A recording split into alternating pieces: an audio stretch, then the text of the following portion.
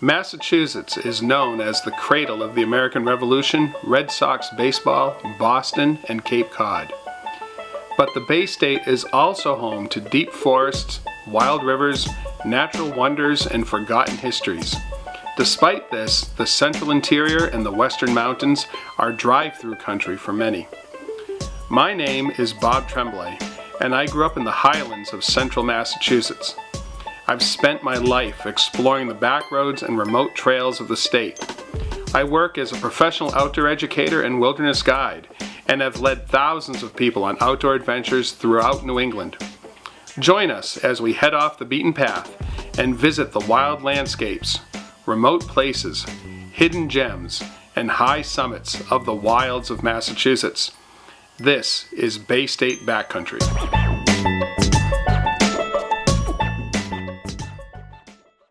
Good morning. So today we have a nice frosty November morning. We're going to be heading out to Quabbin Reservoir, and Quabbin Reservoir is located in north central Massachusetts. It's a very, very interesting place because there are so many stories to talk about Quabbin. We're going to go out there, and it's known as the accidental wilderness because it was originally 4 villages that are now all flooded and underwater at the reservoir, which has created this extensive wilderness around it, which has brought in all kinds of wildlife that would not have been there normally. There's moose, there's coyotes, there's black bears, there's even physical evidence of mountain lions having been out there. In addition to this accidental wilderness and wildlife that we see out there, there's a lot of human history in terms of the towns and communities that were there only 70 years ago. And then there's also the issues of how natural resources are utilized. This is a water source for Boston, which is eastern Massachusetts, has the majority of the population of Massachusetts. 70% of the population of Massachusetts gets their water from this reservoir. So there's a lot to see out there and a lot to talk about. So are you excited, Phil? Oh yeah, I'm looking forward to it. All right. It's been a while since I've been out there. All right, good. Well, it's going to be fun. We can already hear the turkeys gobbling, so we're excited to get outside and do some hiking and see what we can see. So they were living in the tree. Right, yeah. And they rotted, the tree rotted, was in the center, was all rotted. Oh, that's interesting. So you never made that connection Until all of a sudden I said, hey, you know, there doesn't seem black, carpenter ants anymore. That's funny.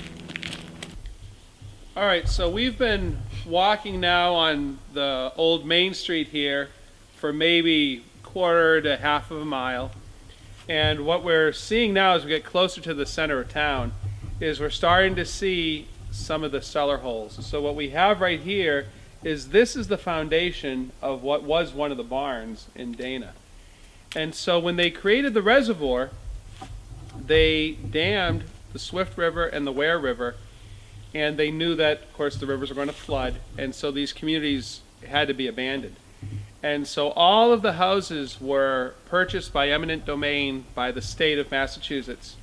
And the houses were either disassembled and moved, or disassembled and just the materials were taken away, or some of them were even burned down. I don't know the exact story of this particular barn, but this was the foundation of what was a barn up until probably about 1936 or 1938. And so there are some implements here. We can see some old cables and some sheet metal that may have been part of a tractor or some sort of machinery. And then what I always think is really interesting when we look at these is this really wasn't very long ago, but we can see there's actually a few sugar maples that are growing up in what was the interior of the barn. And so the age of these sugar maples is indicative of how long this barn has been gone. And so it's been approximately 70 years. You can kind of look right there. Those trees are probably about 70 years old. But it's interesting to kind of visualize. The barn was built on top of this. This was probably the interior where there may have been a stable or just equipment was stored. I'm sure there's probably a floor up on top of this, and then there's probably a hayloft. So the remnants of the barn. So one of the things I always think is very interesting looking at these cellar holes and foundations is you can see where the trees grow up. It gives you an indication of how long the structure has been abandoned. And in this case right here, we can see over on the perimeter of the barn, we have several sugar maples that have been growing since the barn has been removed. Again, it was approximately 70 years ago. So we can see that larger tree is probably about 70 years old. And these other ones are coming up a little bit younger, but the forest is reclaiming what once was settled. So here we are, we have the barn, we have the foundation of the barn, and then right across the street, we can see here's the front stoop of the house where the people lived, and their barn right across the street. And to me, it's just interesting to see as we're witnessing the forest taking over a community. And so in time, everything's going to kind of grow through the paved road. We can see where the home was, and everything, all the brushes and brambles have gone kind of wild. This was the front stoop. And then when you're looking for these cellar holes, one of the things you want to, kind of like a telltale sign when you find one, is this maple tree right here. It was very traditional that when a couple moved into a home would be to plant 1 or 2 sugar maples in front of the house. And so this tree right here is very, very likely that tree that this couple, say 80 years ago, may have planted when they first moved into this house. And so all that's left, because the house has been removed for the reservoir, is we just have some slabs of granite.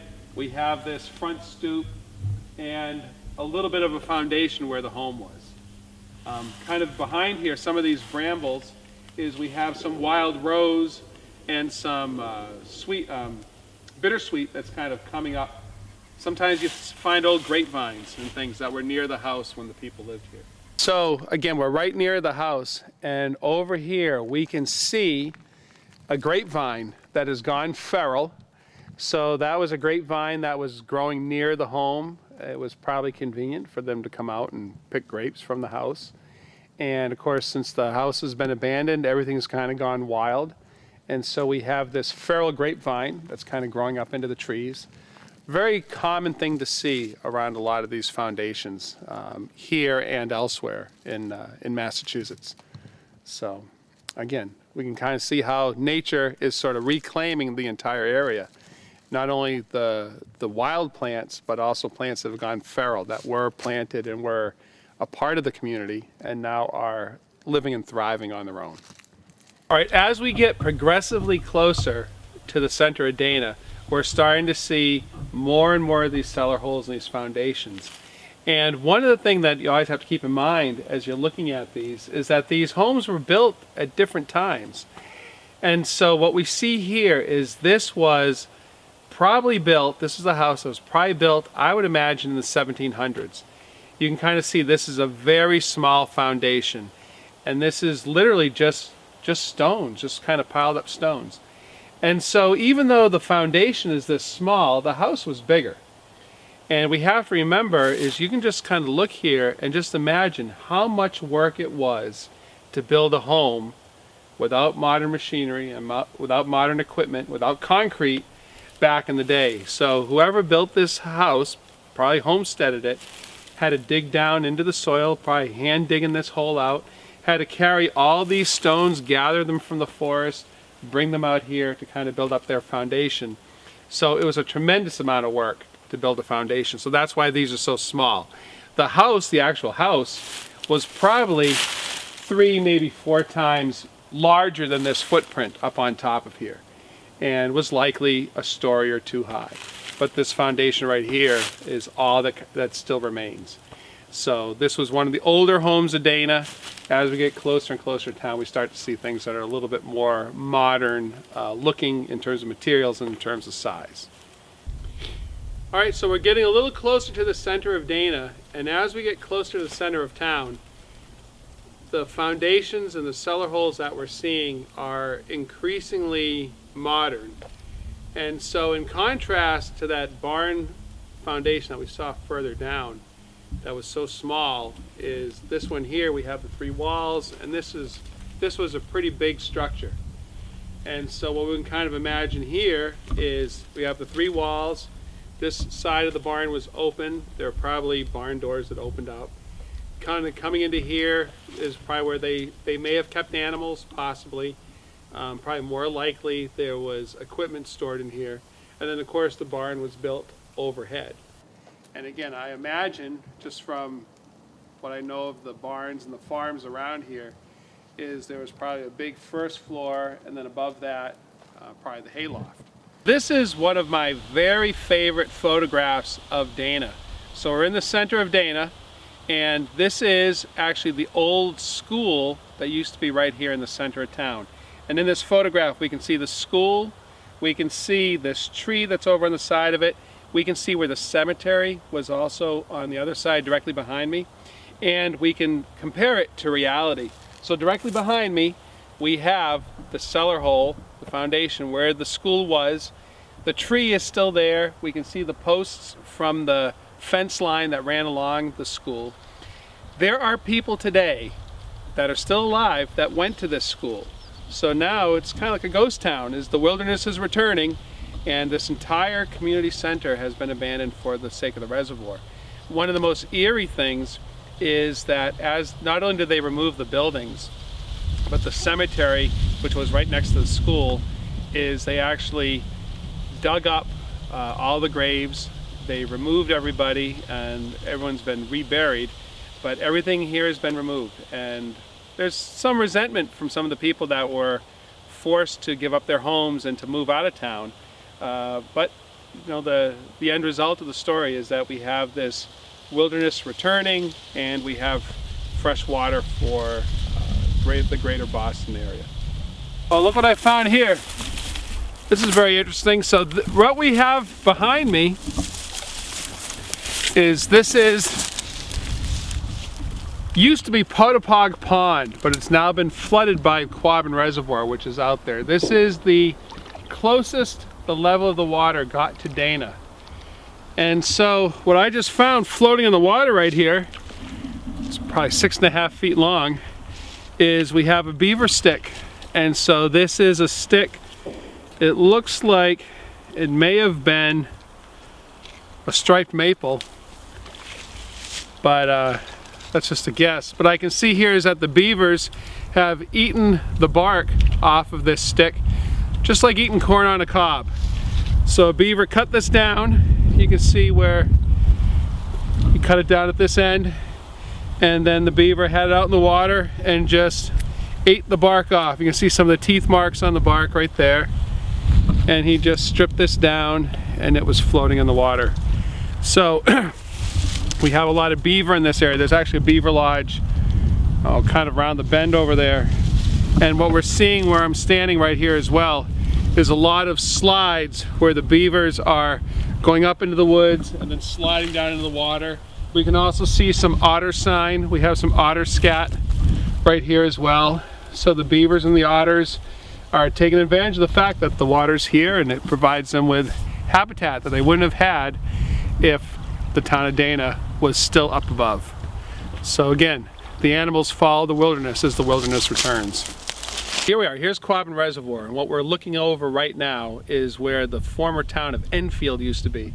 So all where there's water right now at one time was the town of Enfield. And in fact, the center of Enfield right now behind me is 90 feet below the water.